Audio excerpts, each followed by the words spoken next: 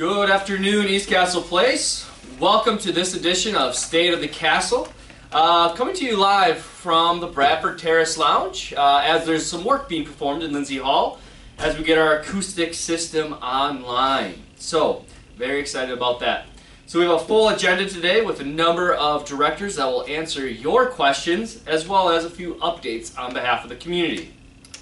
So with that, I'm going to remind myself as well as my team to speak a little slower as well as a little louder for those of you that may just need a little bit more time. So with that, I'm going to first introduce Lindsay Vigut, our administrator, who has a COVID-19 update as well as a question regarding flu shots. Lindsay, take it away.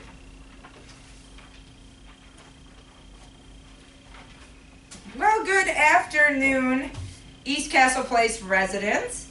For this COVID-19 update for this month, we still have no COVID positive or pending or symptomatic residents or staff at the community, which is many thanks to the staff members being diligent and wearing their masks inside and outside of East Castle Place, as well as you all as residents for taking the proper precautions when you do leave the community as well as when you are on site by following our mask policy. So thank you. From a testing update, we have done all of the baseline testing thus far, and our plan for moving forward with testing at this time is on hold because of the testing capabilities that the state of Wisconsin currently has. There is a testing shortage specific to the state laboratories for us to get tests as well as for the labs to run the tests. So at this time, we are not doing frequent testing, only as needed if we do have someone who is symptomatic, as the state is allocating those tests to communities that have those outbreaks. So since we have no COVID in our community, we are not being provided those tests due to not having an outbreak. So it's a good thing. My question for this month is, will East Castle Place plan to bring flu shots here versus us going to Walgreens? And the answer is yes. We do have a flu shot clinic coming on site for you residents on September 30th. And more information on a separate memo will be provided in the upcoming weeks regarding the clinic times, because we will have specific time slots, as we don't want everyone coming down at once to get their flu shots while providing, a private setting to have the flu shot administered. At this time, you are welcome to go to your local CVS or Walgreens to get your flu shot. I know as of this day, they have started administering them for the upcoming flu season, and it is highly, highly encouraged that you would get it, especially during this time during a pandemic. And then in addition, the flu shot will now be mandatory for all of our staff members this fall and for the upcoming flu clinic. So that is all I have for this month. And thanks again for all you do and supporting us during this pandemic. Now we'll go on to Laura Wengler with a community life update.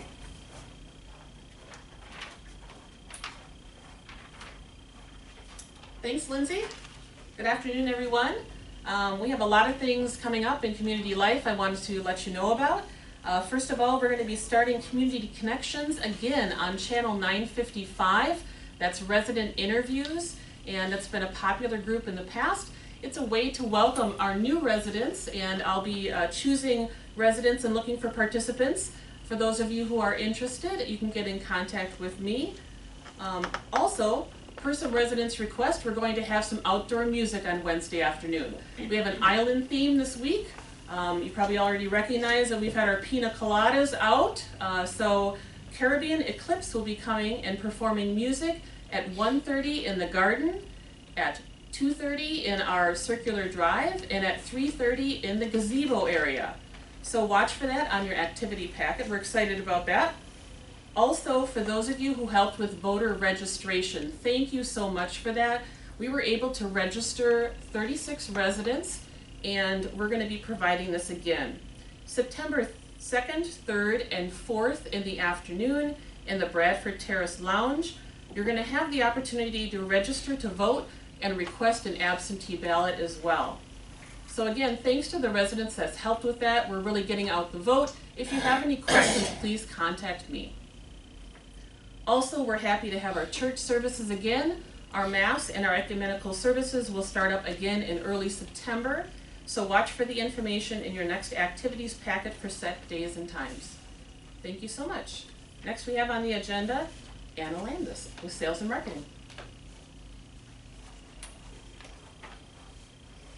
Thank you, Laura, and good afternoon, residents.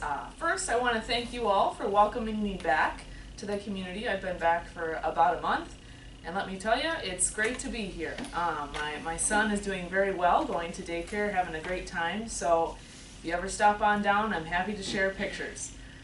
First, wanted to give you a quick occupancy update. So, we currently have 3 vacant apartments in independent living, staying very busy. We have 2 upcoming move-ins in September, so more to come on that. Which leads me into my resident question, which was, we have a number of new residents. Could we please have updates in the resident photo directory? So yes, I apologize for a little bit of a delay in those directory pages, but what we're going to do moving forward is give you those updates quarterly, and we'll aim for the last month of each quarter. So in September, you should keep an eye out for 3 new resident biographies in your unlocked mailbox.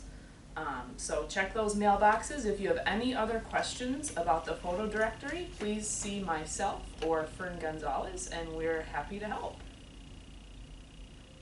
Next, I will introduce Carlos Matos for a food and beverage update.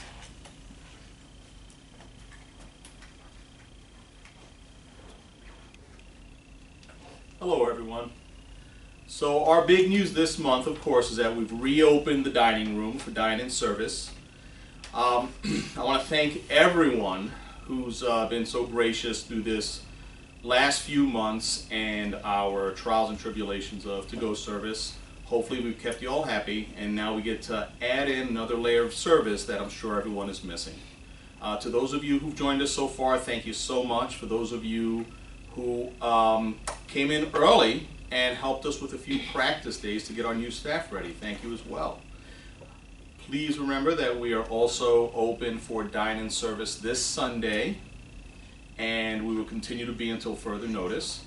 If you do need to make a reservation to dine in, please call the 963-8490 number to help us keep track of your reservation. Reservations are required for the dining room. I look forward to seeing you all. Thank you.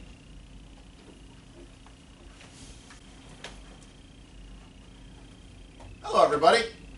Just a brief update on some things that are happening with philanthropy here at East Castle Place.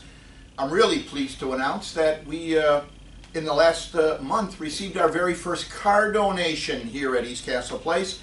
It was a 2004 Honda Civic that had 215,000 miles on it. The owner had been notified that they needed a new brake line. Obviously, on a 16-year-old car with 215,000 miles, that's not a very justified expense. The car was donated to us. It was sold at auction for $700. East Castle Place receives a donation of approximately $500 out of that. Why do I bring this up? It's because all of you may know of somebody, or maybe even yourself, that has a car that you might be interested in donating. I told you the details about the car because if we have a car donated, it doesn't have to be a 2 or a 3-year-old car that's worth $15,000 or $20,000 to be of value to East Castle Place. Every donation we get helps keep your monthly fees as affordable as possible.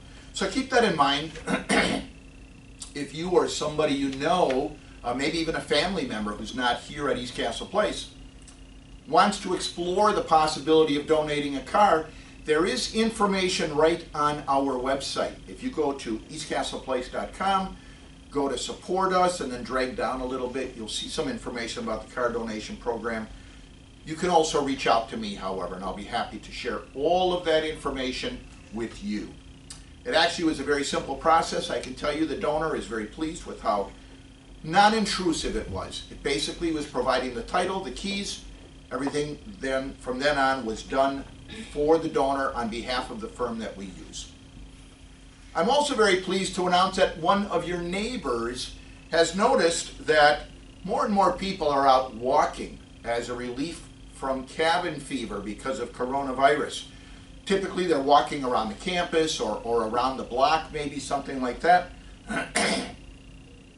One of your neighbors has decided that it would be a very nice gesture to their family if they acquired and donated a park bench that could be placed over by Bradford Avenue by the main entrance, out by the street. A memorial plaque will be placed on the park bench to commemorate their family, and that should be up by the end of September, so watch for that. And again, one of your neighbors was the great donor of that, so watch for it. There will be a memorial plaque on it. I told you at last month's meeting that we were the recipient of a art collection valued at $122,000. We've actually received that collection now, and we have it in storage at a warehouse facility specifically designed for art. It's humidity controlled and temperature controlled. The art will eventually be sold at auction when the market for art pieces returns. So stay tuned. We'll have an update for you in maybe a year, maybe 18 months. And understand that the donor gave us this art hoping that it might grace the corridors of East Castle Place. In reality, we decided that a better use might be the funds that that art could generate. With the consent of the donor and with their assistance in planning how this would work, we decided that the best thing to do would be to auction the art off through a professional auction house. And again, I'll keep you up to date on that. Today, which is the 21st of August, that's the day that we're taping this, that's the deadline for the scholarship applications from staff, from the funds generated from your treasure chest.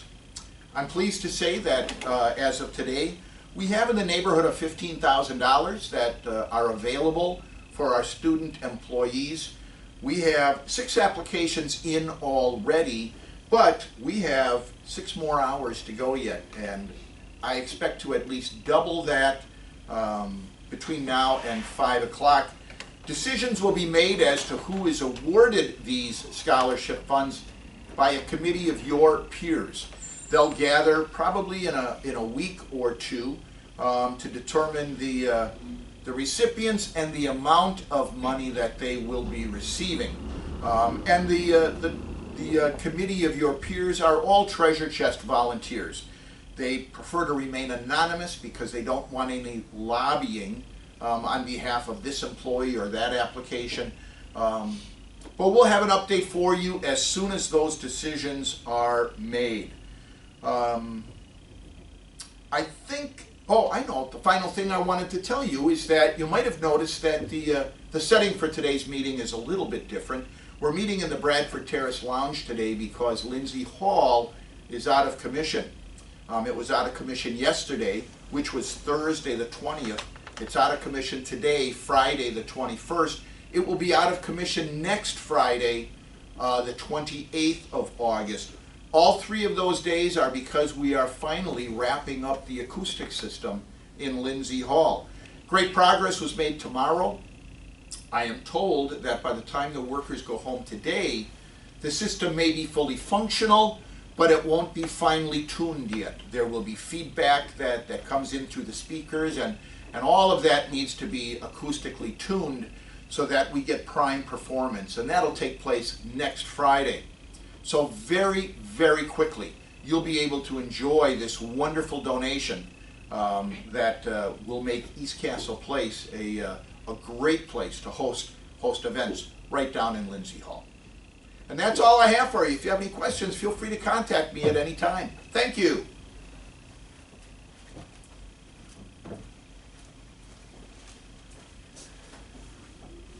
All Thank you, Mike. Thank you to all the directors that presented. A few things to wrap up this State of the Castle. Eric Peterson is busy currently fixing a few things around the community. But there was a question submitted, and so I will try to answer on his behalf to the best of my ability. The question was, what is the status of the balcony cleaning and painting project? Great question. And so a memo will be forthcoming probably early September detailing this out, as this project is going to coincide also with the annual window cleaning. And so, again, dates are not determined as of yet, as of today, again, from what I know. But what I do know is that early September is the time frame. So, again, look for a memo and a posting on Channel 955, as well as in your in-house mailbox. Now for the update on my behalf, Lindsay Vigut gave a fantastic update from a community standpoint. I sent a memo out yesterday. Should have hit your in-house mailboxes. That would have been Thursday. The big news is, of course, what Carlos mentioned, the dining room being open. Secondarily to that, we are resuming exterior courtyard visits beginning Tuesday, August 25th. And so, again, sign up at the front desk. I do urge and ask you to adhere to the mask guidance. Again, wearing your face masks, social distancing. I do know that hugs and kisses are something that everybody's going to be wanting to give. I do ask that we try to refrain from the best that we can. Again, those visits are going to take place Tuesday through Friday, and then obviously following that, Monday through Friday. The reason being is we want to make sure that a staff member might be available to kind of just help and oversee that. But again, if you have questions regarding that, you know how to contact me. Then a couple questions came from you, from your neighbors, and so I want to respond to those as well. Kind of dovetailing off of Anna's earlier comments about the introduction of new residents, the question was also raised, are there plans to introduce new staff and residents since early March and circulate a list of names and possibly some contact information? And so I believe that we did update all the contact information and have that available, so you can pick that up. As far as residents, obviously Anna's going to do a photo directory update, but secondarily to that, we've had some discussion between Anna, Maureen, Laura, and myself for maybe doing some resident spotlights on Channel 955. So what that'll be is maybe an interview, a brief biography with a couple of pictures that'll air right here on Channel 955 that you can take a look at. So again, hopefully we'll have that completed in September. Have that as another viewing for your pleasure. And again, I know I was fortunate to sit down with your resident council yesterday. And they also had some ideas. Obviously the coffees and great welcome that we always gave. We had to delay that, and obviously we're trying to figure out what the best way is. So maybe it is a bring your own coffee and a small group setting for that hallway so that we can welcome our neighbors. I know that there's been a few that have joined us since the pandemic began back in March. So again, more to follow there, but keep your eyes out for that. Then there was also a resident question for, are there plans to install benches along the perimeter of East Castle Place? I'll dovetail off my other friend, Mike Reaver, who just mentioned the generous donation of one of your fellow neighbors in commemoration of a memorial for their family.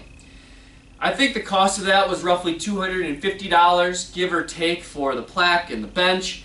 Again, so if that's something of interest, again, that's something that we are looking at as well from East Castle Place's perspective.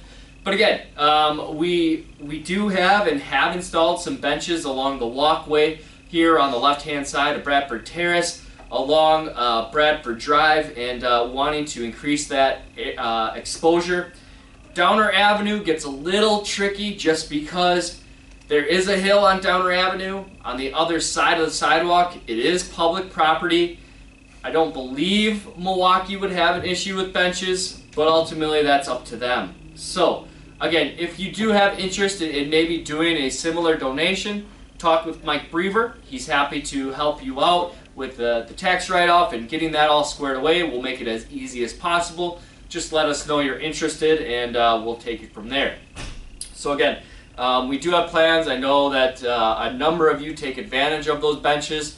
I also know a few of your neighbors over at Catholic Home will take advantage of a bench as well as they cross their parking lot. So, all good things. The other updates are on behalf of Teresa Jenkins. Teresa's taking some time off. She'll be here over the weekend providing management support. But she just wanted me to remind you something that Lindsay V. Goot mentioned about the flu shots. Those will be happening September 30th. It's very important that you do get your flu shot this year with everything that is going on. I also want to mention that our employees will be receiving the flu shot as well. It is a mandatory policy this year and moving forward for East Castle Place for the protection of you as residents, but also for the protection of our own staff. And then lastly, Teresa just wanted to mention, if you change any emergency contacts in your independent living units, or you need to update a phone number of your loved one that is the emergency contact, maybe you update a medication, something vital, a code status for instance, we want to make sure that that information is updated. So please let Teresa Jenkins know and update your form, and we can make sure that that's circulated to the front desk. So in the unfortunate instance that we have to utilize that emergency information, we have that available and the best numbers available so that in those events we can be as expeditious as well as accurate in contacting your loved ones, as well as the paramedics. So what we always do in the event that there is an emergency, the paramedics are always asking for that face sheet that does have that contact information on it, as well as a medication list. If those aren't updated, it's really no good. So I'm asking you on behalf of Teresa Jenkins, on behalf of myself, to please provide the updates, get the information updated, even if it is a cross out with the phone number in the interim. I encourage you to do that. Things change, unfortunately, as you are independent. A lot of those changes will happen and we aren't aware. And so we're not aware until it's needed. So again, I ask on behalf of Teresa, on behalf of East Castle Place, to make sure that the information is updated. And again, if you have questions or concerns about that, or Tyler, I don't even know about this emergency contact information, I lost mine, I've been here for so many years, where does it go again? Again, Teresa Jenkins is your contact there, and maybe we can put out just a brief summary and a reminder for you. So with that, that is what I have for you today. That's what we have for you for this State of the Castle. I want to thank you all for tuning in. I can't wait, hopefully in the near future, to be able to do this again in person. Maybe we'll even start with a small group and then, a couple months down the road, be able to expand that back to normal.